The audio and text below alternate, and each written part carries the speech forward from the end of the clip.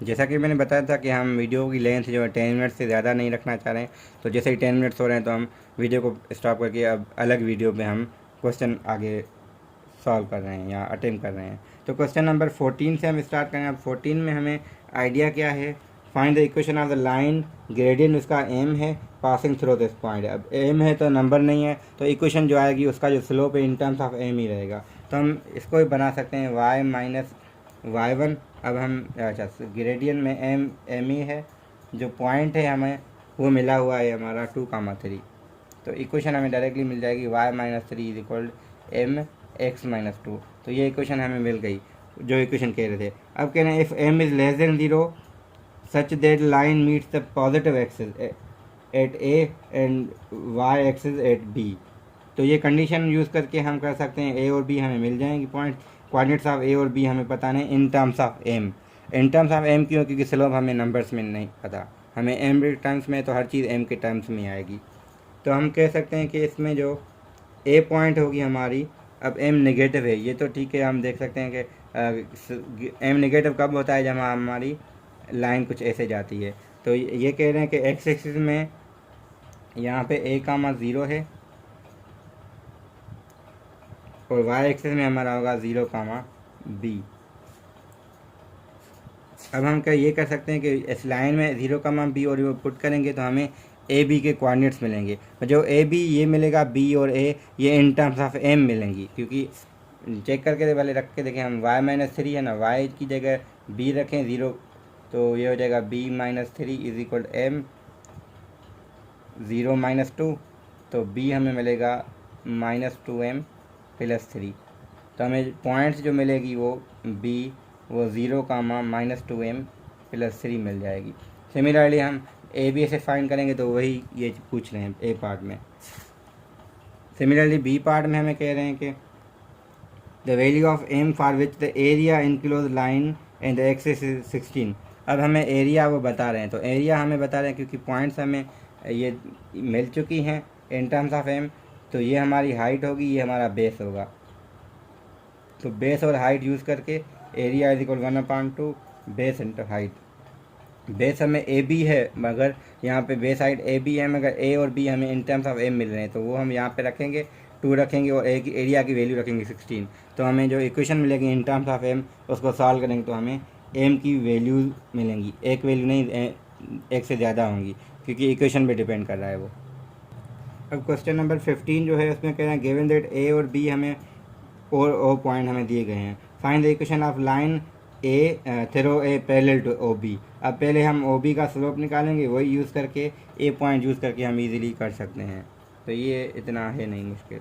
B part में देखें तो हमारे पास है the equation of line through B perpendicular. अब ए बी का निकालें स्लोप, उसका नेगेटिव रेसिप्रोकल लें और पॉइंट हम लेंगे बी, उसके से हम बी भी कर सकते हैं इजीली।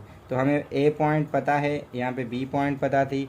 अब फ़र्क क्या था, एम यहाँ पे गिवन है, यहाँ पे एम हम यूज़ करेंगे, पहले ओ बी का यूज़ करेंगे और यहाँ पे ए बी का यूज़ करेंगे। हाँ पैरेलल होता है तो सेम लेते हैं, परपेंडिकुलर होता है तो नेगेटिव रेसिप्रोकल लेंगे। फिर सी पार्ट में है coordinates of C which at which these line intersect. तो इंटरसेक्ट करने का मतलब है कि हम जब फाइंड कर लेंगे तो पॉइंट ऑफ इंटरसेक्शन हमें वो मिल जाएगी, वही सी होगा। तो ए बी पार्ट से जो ए बी मिलेंगी लाइन से, उनमें हम कर सकते हैं ये भी। और डी जो पार्ट है उसमें कहना था एरिया। एरिया तो हम जब पहले पार्ट हो जाएंगे ए बी सी तो पॉइंट्स जो मिलेंगे ऐसे बनेंगे, ट्रायंगल हमें नज़र आ जाएगा, उस ट्रायंगल को ड्रा करके हम एरिया इजीली फाइंड कर सकते हैं। अब क्वेश्चन लिखने की मेरे पास इतनी स्पेस नहीं होती, तो इस वजह से मैं क्वेश्चन रीड करता हूँ। तो आप जब भी वीडियोस मेरे देखें तो बुक अपने सामने रखें ताकि आइडिया क्लियर हो कि मैं जो पढ़ रहा हूँ वो बुक को आप देखते चलें। तो क्वेश्चन नंबर 16 में कह रहे हैं लाइन हमें मिली हुई y equal to x plus B और वो परपेंडिकुलर है y equal to x plus 8। तो हमें पता है कि जो दूसरी वाली लाइन है उसका स्लोप नेगेटिव लेके हम यहाँ पे देख सकते हैं ईजिली। फिर हमें ये पता चलेगा ये मीट कर रही है इस लाइन से, तो मीट करेगी तो हम उस लाइन को इंटरसेक्ट करके इन पॉइंट ऑफ इंटरसेक्शन फाइंड कर सकते हैं, मगर वो वाई एक्सिस पे है। तो वाई एक्सिस पे है तो एक्स हमारा वहीं से 0 हो गया। तो फाइंड द वैल्यू ऑफ ए भी हम इजीली कर सकते हैं। तो ए तो हमें शुरू से ही मिल जाएगा, एक हमारी है Y is equal A X plus B, एक है Y is equal to -2x plus 8। तो यहाँ से हमें कंपेयरिंग करेंगे तो ए की वैल्यू तो हमें श्योरली पता होगी कि वो होगी 1/-2 और माइनस यहाँ पे भी देंगे या माइनस हम यहाँ देंगे, तो ये हो जाएगा 1/2। तो ए वैल्यू हमें यहाँ से मिल गई, तो ए मिल गई और पॉइंट ऑफ इंटरसेक्शन हम फाइंड कर सकते हैं इजीली। फिर इसके अलावा कि अच्छा यहाँ ये है कि बी हम कैसे फाइंड करेंगे, वो जो कंडीशन दे रहे हैं पॉइंट ऑफ इंटरसेक्शन की वजह से वो हम यूज़ करेंगे आगे। तो ये हो जाएगा आपसे ए पार्ट में। बी पार्ट में क्या है, if the triangle A B C the equation of A B and B C are this, तो ये दोनों की इक्वेशन हमें दे रहे हैं respectively the foot of the perpendicular to this is this, find the coordinates of A. तो foot भी दे रहे हैं, हर चीज़ दे रहे हैं, तो फिर सवाल को सही नमूने से समझें, अगर ना हो तो फिर मुझसे कांटेक्ट करें, वरना हम खामखा वीडियोस में मतलब कोशिश मेरी ये थी कि हमें क्वेश्चन स्किप कर लूँ। अब मैंने ये सोचा कि स्किप करने से अच्छा है आपको सिर्फ आइडिया दे दूँ, आप खुद करें। जो ना हो तो कांटेक्ट करें, तो जो ना होंगे जिनसे वो थोड़े स्टूडेंट होंगे तो उनको मैं डील कर सकता हूँ, क्योंकि सबको मैं ये करके दूंगा तो उनके लिए अपने लिए कुछ नहीं बचेगा कि वो खुद कुछ कर पाएँ। तो मेरा आइडिया ये है कि कुछ आप खुद भी ट्राई करें, ताकि एक बार आपसे अटेम्प्ट हो, फिर ना हो तो फिर आप मुझसे कांटेक्ट कर सकें। ये क्वेश्चन 16 यहाँ पे कंप्लीट हो गया। क्वेश्चन नंबर 17 में ये है कि 3 पॉइंट्स हमें दिए गए हैं, find the coordinates of the A B, find the equation of A B, sorry A B की इक्वेशन हमें पता है कैसे हम फाइंड कर सकते हैं। ठीक है, line through C perpendicular to the A B, तो सी हमें पॉइंट मिली हुई है, ए बी का स्लोप निकाल के वो हम इजीली कर सकते हैं, इसका नेगेटिव रेसिप्रोकल यूज़ करके परपेंडिकुलर लाइन हम बनाते आते हैं शुरू से ही। फिर हमें hence find the coordinates of the foot of the perpendicular C, और फुट के लिए हमने अलग से वो एक्सरसाइज भी की हुई है जिसमें हम क्वेश्चन सॉल्व कर चुके हैं बहुत सारे। तो ये अगर आप क्वेश्चन नहीं हो रहा तो आने आपके foot of the perpendicular concept नहीं सीखा, तो अगर वो आपको अच्छे से आता है तो क्वेश्चन नंबर 17 आपसे हो जाएगा। तो मैं रीड करने का मतलब ये कि कुछ स्टूडेंट कहते हैं कि सर मुझसे होगा या नहीं, तो मैं जब पढ़ रहा हूँ तो आपसे ये बताना चाह रहा हूँ कि आपसे ये हो जाएगा। तो ये मुझे भी श्योरिटी है कि मैंने पढ़ाया है कि जो क्वेश्चन आपसे वो हो चुके हैं तो ये आपसे हो जाएंगे। अगर वो नहीं होने तो आपको कुछ कॉन्सेप्ट में मसला है, यानी क्वेश्चन में नहीं कोई मसला।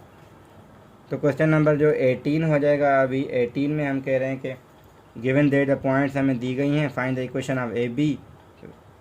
अच्छा, फाइंड द इक्वेशन ऑफ जो परपेंडिकुलर बाइसेक्टर है वो आपका आई थिंक इंक्लूड नहीं है, तो ये नॉट इंक्लूड है फ़िलहाल तक। ठीक है, तो अगर नीड हुई कहीं पे किसी ने पढ़ा दिया तो हम उसको कर देंगे, फ़िलहाल वो इसमें स्किप है आपके कोर्स में। तो मेरे ख्याल से आगे की क्वेश्चन भी जब भी परपेंडिकुलर बाइसेक्टर के होंगे उसके आपके स्किप होंगे भी, क्योंकि 7.6 तक आपको पढ़ाया गया है, यानी मैं फाउंडेशन की बात कर रहा हूँ सेमेस्टर की।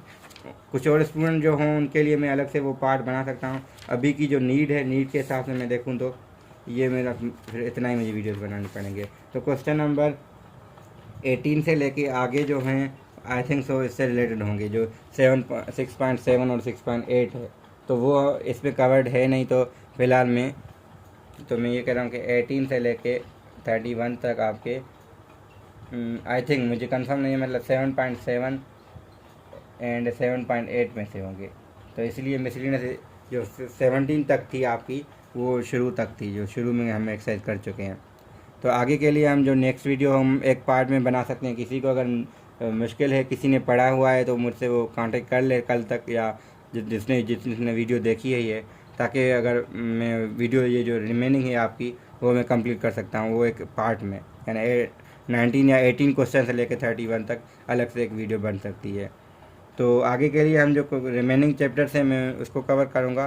तो चैनल को सब्सक्राइब तो मेरे हो चुके हैं, वैसे काफ़ी व्यूज़ जो हैं वो खुद ही आ जाएंगी। मेन ये है कि आपको जब भी मुश्किल हो ना, आप पेपर के नज़दीक ना पढ़ें, अब से वो कंटिन्यू करें, ताकि जब एग्ज़ाम हो तो आपको जल्दी से वीडियो फिर देखेंगे, बड़ी लंबी है तो हम कितना देख पाएंगे। तो अब से आप टाइम निकाल के वीडियोस देखते रहें ताकि आपको क्लियर चीज़ें हो जाएं।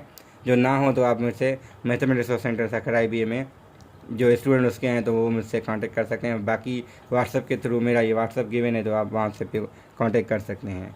Thank you.